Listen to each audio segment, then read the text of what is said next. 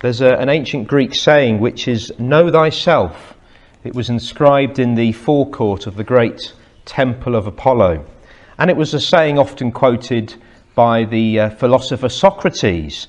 And Socrates' view was that true wisdom was in knowing what you do know and what you have yet to know. And I think he's got a point, hasn't he? Because we can sometimes be strangers to ourselves. We overreach, perhaps we take on some additional responsibility, assuming that we're capable, and we are very greatly surprised when we fall flat on our faces. True wisdom is indeed to know your strengths, to know your weaknesses, to know what you know and what you don't know, to know thyself. Now in Psalm 139, David goes further than that, and he says, know God, consider God. Because God knows you better than you could ever know yourself. So consider God in his word and then scrutinise yourself. Because only when you know God can you hope to ever know yourself. Only in the light of God's revelation can we ever make a true assessment of who we are. So what we're going to do tonight is we're going to consider God in this sustained section of brilliant poetry, moving words from David. We're going to consider the God that's revealed there. And I'm going to do so, I think, in 4 ways, because I think there are 4 portraits of this awesome God. And then, at the end, we'll consider the implications for us. So here's the first portrait. That God is all-knowing. God knows me. So as people made by God, in God's image, we know some things, and some of us know more things than others, but we all know some things, but God knows all things. And I'm going to read you a quote, and it's a slightly longer quote than I would normally read, but I think it bears reading in full. It was written by the American pastor of the last century, A.W. Tozer. And this is what he says. God knows instantly and effortlessly all matter and all matters. He knows all mind and every mind, all spirit and every spirit, all being and every being, all creaturehood and all creatures, all law and every law, all relations, all causes of all thoughts, all mysteries, all enigmas, all feelings, all desires. God knows every unuttered secret, all thrones and dominions, all personalities, all things, visible and invisible in heaven and in earth, motions, space, time, life, death, good, evil, heaven, hell. God knows them all. Because God knows all things perfectly, he knows no thing better than any other thing, but all things equally. He never discovers anything. He is never surprised or amazed. He doesn't seek information nor ask questions to which he does not already know the answer. Now that's God. And the trouble is, of course, it's hard for mere humans like us to really connect emotionally with a God like that, because he's so remote and beyond our understanding. And yet this psalm is a very personal one, isn't it? David isn't talking about just sort of remote knowledge, but God's intimate, relational knowledge of those he loves. Because in verse 1, David addresses the Lord in capitals, Jehovah, Israel's covenant God, the relational God. And David says, you've searched me, Lord, and you know me. Now, the closest I think we can perhaps come to understanding this is if we look at a marriage relationship. And marriage, when it works as it should do, and we know marriages don't always work as they should do, but when it does, it means husband and wife living together as one flesh. And so each knows the other, physically and sexually and emotionally and spiritually. It's a deep, intimate, shared knowledge. And yet, even in the strongest of marriages, your spouse can still surprise you. I've done the washing up occasionally and surprised Lucy every time. Now, my knowledge of Lucy is not the total knowledge that God has of you and me. David says, "You have searched me," which literally means to pierce through. So God sees right into us. He sees our actions, yes. He hears our words, yes. But he also sees and knows our thoughts and our motives, our attitudes, latent desires that perhaps we're not even aware of. He sees it all. David says, "You know when I sit and when I rise. You perceive my thoughts from afar. You discern my going out and my lying down. You're familiar with all my ways. Before a word is on my tongue, you know it completely, O Lord. You hem me in, behind and before." Now, if a mere human being were to speak those words, I think we'd be quite worried by them, because we'd think, well, hang on a minute, we're going to be susceptible here to being manipulated and controlled and abused. We're going to be hemmed in. We're going to be prisoners. We're going to be locked down. And we'd be worried. But God's knowledge is not a cold knowledge for its own sake. I mean, knowledge always implies an interest, doesn't it? If I was to tell you that I know an awful lot about all the Star Wars films and the last 50-odd series of Doctor Who, now it would suggest, wouldn't it, that I am interested in them in some way. Because I am, or used to be. And God is not lofty and detached. He is deeply interested in us. But it's more than interest, isn't it? It's love. The Lord loves us. He loves us so much that he sent his Son to die for us. He has a very particular love for the people that he has redeemed through the Lord Jesus. It's the love of the Father for his adopted children, purchased at great price. It's interesting, one writer says that this key word in verse 1, searched, carries with it the idea of searching for treasure. It's as if God, our loving Father, is searching our hearts, not to find something to condemn and accuse us with, but he's looking for something to approve of. He's looking for what he can bless, because he loves us. And that's extraordinary, isn't it? That this God of all knowledge, who just knows everything all the time effortlessly, he doesn't need anything from us, we can't give him anything, loves us intimately, deeply, perfectly. And I think it's very understandable, isn't it, that David says, such knowledge is just too wonderful for me to attain. It's too lofty. It's just beyond our understanding, isn't it? This complete, perfect knowledge motivated by pure love. It is too wonderful, really, for our human minds to compute. You know, I think sometimes, too often, we come into the Bible and we read truths that are difficult to understand, and what we try and do is we sort of shrink them down so that we do understand them. And of course, in shrinking them, we shrink our God and we shrink that truth. And David doesn't shrink it. He doesn't claim to fully understand it. He revels in the otherness of God, this majestic being who has such perfect knowledge of us and yet loves us. I mean, sometimes the more you get to know someone, the more you realise how little there is to love. And God knows us perfectly and he loves us. And that's a wonderful thing.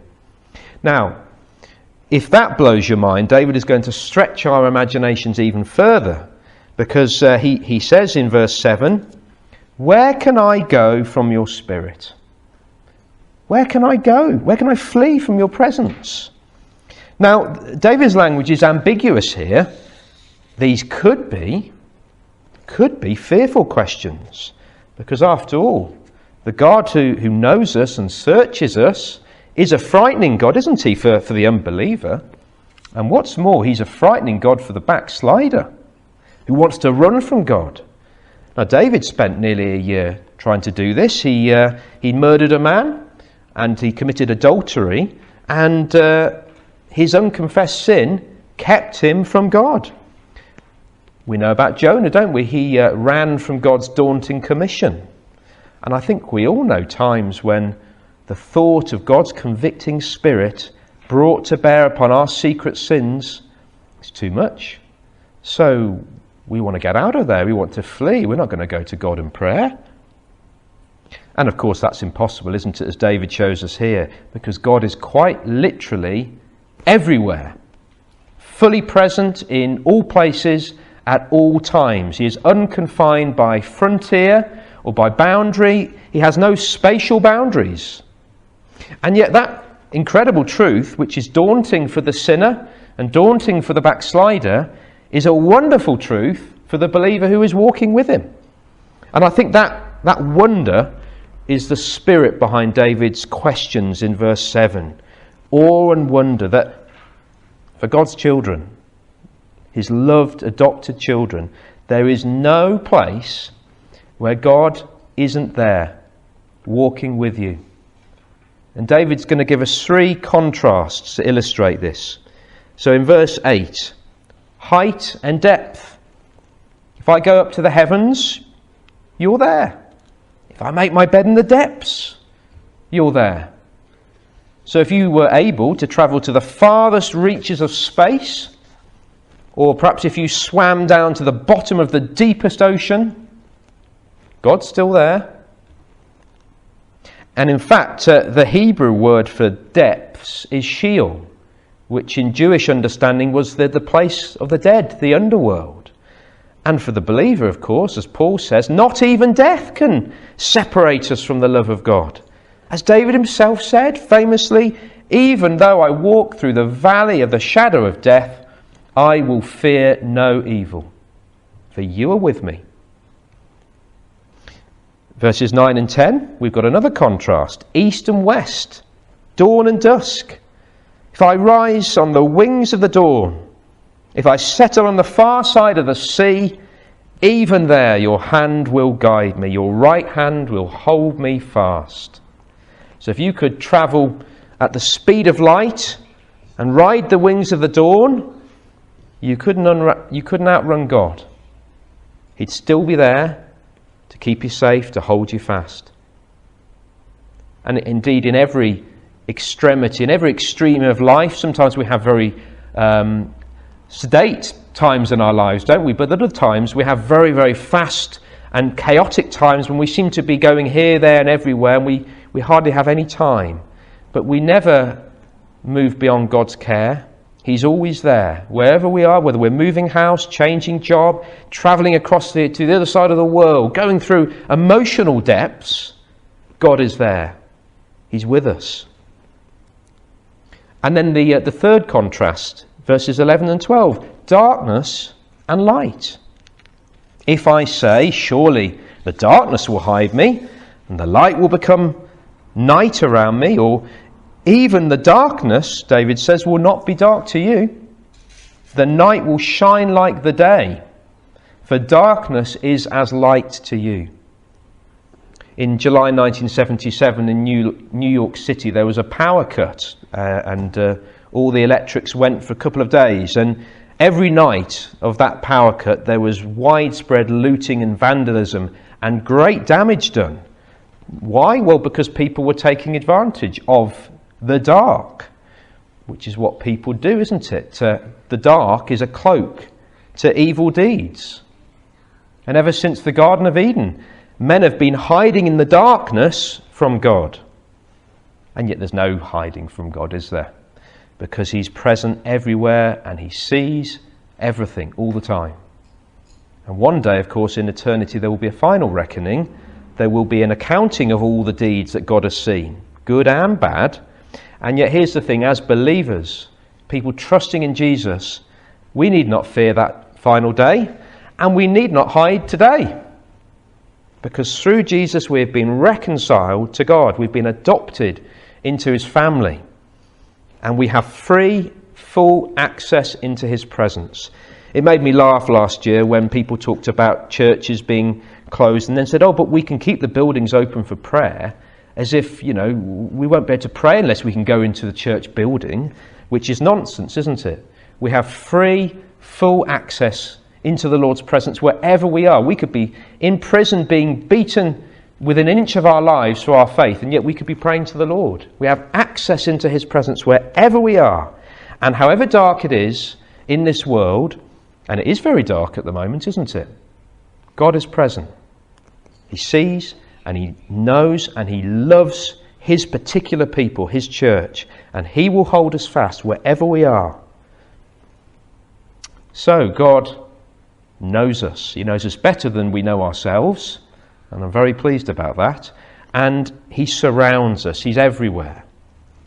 Now at this point, an unbeliever reading this might protest. And they might say, well, hang on a minute. Yes, I sort of get what you're saying. You know, God is in a different league to us. So he's got all this power over us. He can see and hear everything we do. But does that mean he should? No, he's got the might.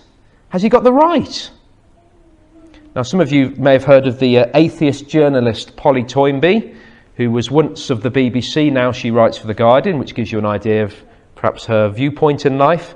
And she once wrote these words: "Of all the elements of Christianity, the most repugnant is the notion of the Christ who took our sins upon himself and sacrificed his body in agony to save our souls.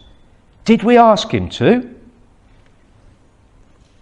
What she's really saying is, well, can't you just leave me alone, God? You've got no rights over me. I'm not interested in you. Leave me alone. But what David is going to go on and say in verses 13 and 18 is to say that God isn't a usurper. He's not an oppressor, unfairly taking advantage of us.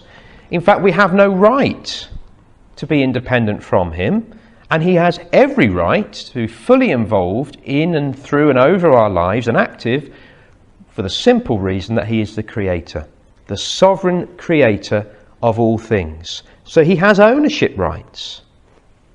Every single person on the planet is the handiwork of God, designed by God, brought into the world by God. He is our personal creator.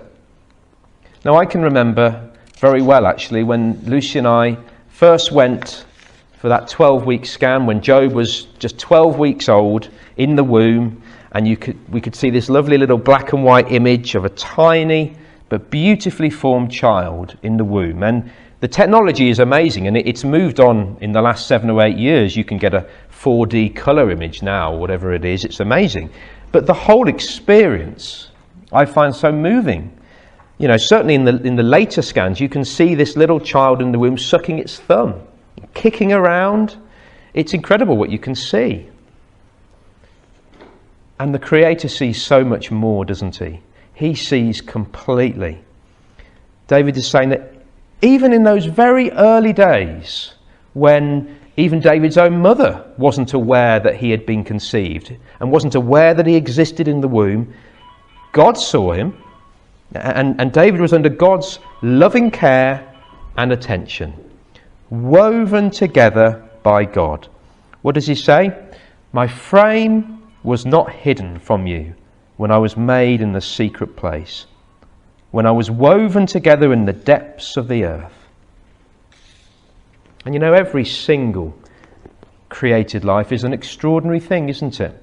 I did a tiny bit of research, and I'm told that about 385,000 babies are born every day. So it's about 140 million across every year. And on current estimates, there are about 7.9 billion people on this planet. And given those vast numbers, we can be quite commonplace, can't we? Quite casual about babies being born and what it means. Not David. David says, "I am fearfully and wonderfully made." And the point is that every single human being created by God is an act of creative genius. You may not think it, but you are fearfully and wonderfully made. And what's more, every single human being is created by God for a purpose known only to him. We have a very arrogant society today that completely takes God out of the equation. Our society says, well, we're independent. We can make independent decisions. We can play at being God. We're in control of life and death. So if we want to abort children in the womb, oh, that's fine. And the received wisdom is, well, it's the woman's body, it's her choice.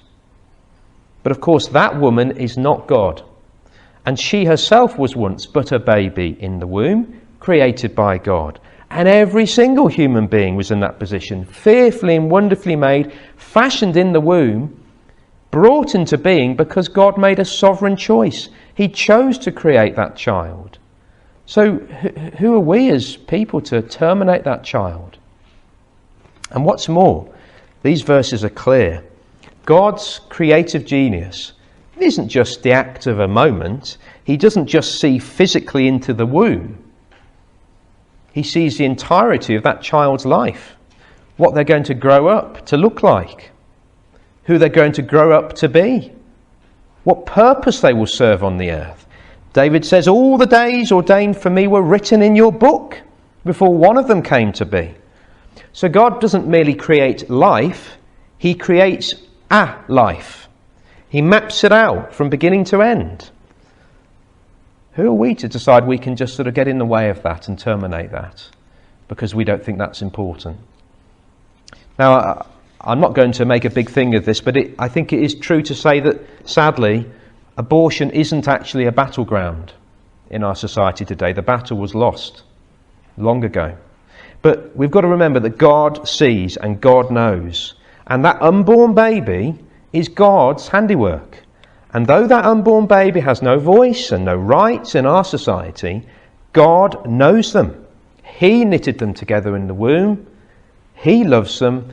He speaks for them. And there will be justice for them one day. But I think certainly what we can say is that for David and for us, how thankful we are that we are here, that we weren't aborted in the womb, that we have lived.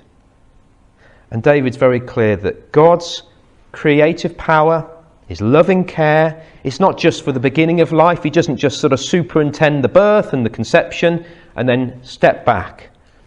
God's care continues all the way through life. Every day of our lives was created for us by God and ordained by God. And every day he gives us has significance. And what's more, we are always the objects of his concern. God is supremely interested in the people he's made. Verse 17. How precious to me are your thoughts, God. How vast is the sum of them. Were I to count them, they would outnumber the grains of the sand. And if you think about what God could be thinking about, because he knows all things, and yet from the cradle to the grave, the Lord is thinking of us, making good plans for us, superintending our lives as he walks with us. His thoughts are bent towards us. They are vast thoughts beyond human measurement, more numerous than the grains of sand. And there is never a time when God is not absolutely concerned for the people he's made, particularly for his redeemed people, his special chosen people. And indeed, David knows the most profound and comforting of truths because, like us, he shares our common destiny. He knows that one day he's going to die. But listen to what he says. When I awake, I'm still with you. And he's not just thinking about the morning after a very turbulent night's sleep when you've been up and tossing and turning and you've been really stressed and you've had a nightmare and you wake up so relieved and you think, God's with me. He means more than that. He means that when he falls asleep in the Lord and when he passes out of time and space into that great unknown of eternity, when he awakes in eternity, he knows that his Creator and Redeemer will be there with him. And there's no more comforting truth than that, is there? What this is saying is that once we're the objects of his loving concern, always we are the objects of his loving concern, even unto death and beyond. Once our Father, always our Father. His authority remains good forever, which is a fearful thing if you want to be independent of God and you want to spend eternity in hell, because God is in hell. His anger is there. But it's a wonderful truth for the believer. So, the God who knows us perfectly and is surrounding us all the time in all places is also the all-creative God who made us, who fashioned us, and his care is upon us from beginning through to the end and beyond. He takes care of his own. Now, the big question is, what are the implications of this? What are we to do with this God who can't be escaped, who is all-knowing and is all-present, who created us, who's so committed to us? And we might say, well, praise, worship, adoration, those are the natural things we should do, which is correct. And yet, David's conclusion here is very different, isn't it? Did you notice the very abrupt change of tone in this psalm? Verse 19. If only you'd slay the wicked, O God. Away from me, you bloodthirsty men. Now, what's going on here? Well, I think it's the fourth portrait of God, and it's that he is all holy. He's totally separate in every way from sin and impurity. He's morally perfect. Now, of course, we could say that about the angels of heaven. They're morally perfect. And yet we know that there were angels who fell into sin, who fell from perfection. Satan was one of them. Adam and Eve were morally perfect, but they fell into sin. But you see, the angels, Satan, Adam and Eve, they were all created by a holy God, and God was never created. He's eternal, from everlasting to everlasting, and he's eternally holy. Holiness is original to God. And not only are we saying that God has never sinned, we're also saying that he never could sin, and he never will sin. I wish I could be confident that I will never sin in this life, but that's not true. But it is true of God. He can never fall away from purity and into sin. It's impossible. He'd cease to be God if that happened. God is holy. And faced with this holy God, who's everywhere and knows everything about him and is so committed to him, David desires to follow God's way and to be holy as God is holy. And that's why David is suddenly given this heightened awareness of the wickedness all around him. These bloodthirsty men who are misusing God's name. You see, when you're in the world for any extended period, you tend to become desensitized, don't you, to its language and its values. But on the flip side, when you spend any extended period with the Lord, in prayer, in his word, with his people, you tend to become more aware of the sinfulness of the world compared to the goodness and the holiness of God. And this is how David feels as he reflects upon God. He is aroused to righteous anger because of the casual rebellion of people around him. Now, he's not being hateful and judgmental. He's just simply being given this searing, shocking clarity of mind and heart. He sees God in all his glory, and in so doing, he also sees the battle lines. He sees God's enemies. And he questions, well, how can I love God while I'm endorsing and indulging the rebellion of people around me? God's enemies are my enemies, David says. And David is righteously zealous for God's name. He's committed to God's holiness and to God's values. And in fact, there's a sense in which he can't understand why wicked people are permitted to live in open mockery of God. Why God doesn't just slay them. Now, there is a reason, of course, isn't there? We read in Judges 3 of the various heathen nations in and around Canaan, and Judges 3 says that they are left by God to test the Israelites to see whether they would obey the Lord's commands. And so it is that believers are left in an unholy world as a test of their faith, a test of holiness. It's as if God says, well, are my people going to identify with me and cling to me, or are they going to follow down the path most travelled, the path of unholiness? Paul says in 2 Corinthians 6, what do righteousness and wickedness have in common? What fellowship can light have with darkness? What harmony is there between Christ and Belial? And David is saying a similar thing. He's looking upwards to the holy God, and then he looks around at the unholiness of the world, and he gives them this great clarity. And he's sure whose side he's on, who he's rooting for, who he's working for. Now, I wonder if we are. I wonder if we're really sure as believers whose side we're on. Now, I know that Jesus taught us to love our enemies and to repay evil with good, and we should. We're not here to be Christian vigilantes. And yet Jesus also taught us to pray, thy kingdom come. And if we pray that and we really mean it, then we're not going to be praying, are we, for the peaceful status quo and for sin to just carry on and nobody in this world to be startled or shaken or hurt or offended in any way. Thy kingdom come is the prayer of faith that seeks the ushering in of Christ's kingdom. It seeks the triumph of good over evil, for this current kingdom of darkness to be overthrown, and everyone who persists in their allegiance to Satan to be overthrown with it, and for Jesus Christ to be increasingly acknowledged as King, as Saviour, as Lord. And though we live in different times to David, yet we also live in a similar time to David. We live in a time of war against God, the Holy King and his anointed one. And God is seeking, by leaving us here, wheat among the chaff, he seeks to test and refine our faith. And like David, the challenge here for us is that we do need to be clear whose side we're on. It's very easy as Christians to compromise and to agree with certain people who are saying certain things and to be driven by fear and to find ourselves going along with things that displease God. We've got to be clear in our behaviour and in our values and where we go, who we associate with, whose side we're on. But it's not just that, is it? Because David also knew the unholiness of his own heart.